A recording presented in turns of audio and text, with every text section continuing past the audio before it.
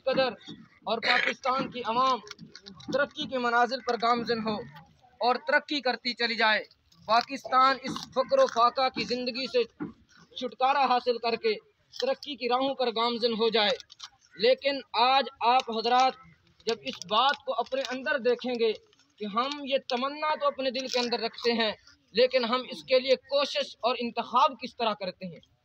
आप और हम ये जो अवामी और अवाम है, क्या अवाम मुल्क पाकिस्तान को चलाने वाले हर फर्द नहीं होता, बल्कि हमारे मुंतखब शुदा लोग ही जाकर पाकिस्तान की और इस असम्बली में जाते हैं, तो उनका वो डिपेंड सब कुछ आप पर करते हैं। अगर आप पाकिस्तान की तरक्की के लिए चाहते हैं, दिल में तमन्ना रखते हैं, तो आपने देखना ये होगा कि हमने जिन लोगों को मुंतखब किया है, क्या ये लोग पाकिस्तान की तरक्की की सलाहियत रखते हैं, क्या इनके अंदर वो सलाहियत मौजूद हैं कि जो पाकिस्तान को आगे लेकर चले जाएं। आज आपने जो इंतखाब करना है, उन लोगों का इंतखाब करना है।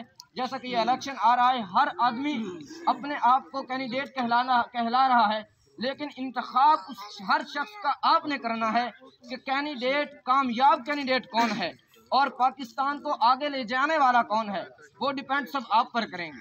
तो आप हजरात ने उन लोगों का इंतखाब करना है जो लोग पाकिस्तान को आगे लेकर जाएं, आपको भी आगे लेकर जाएं। और कल को अगर आज इलेक्शन हो जाने के बाद आपके कुछ ऐसे मसाइल हैं जिनका वास्ता, जिनका ताल्लुक उन लोगों से होता है जो आज आप हजरात के पास वोट लेने के लिए आते हैं, तो आप क्या वो लोग इस बात की भी सलाहियत रखते हैं कि कल अगर आप उनके दरवाजे पर जाएं, वो आपकी बात सुनने के लिए तैयार हों।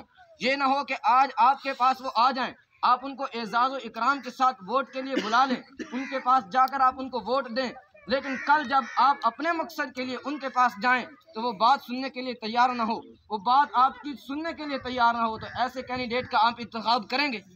अब बताते क्यों ऐसे कैंडिडेट का इंतखाब करेंगे? तो आप हमेशा उसी कैंडिडेट का इंतखाब करेंगे जो आपको भी आगे ले जाए, पाकिस्तान को भी आगे ले जाए और हर शख्स की तरक्की की कोशिश करे। तो आज सब हजरात जानते हैं कि कौन इस बात की सलाहियत रखता है, तो इस बात का डिपेंड आप हजरात ही करेंगे। वाखिर दावाना अल्हम्दुलिल्लाह।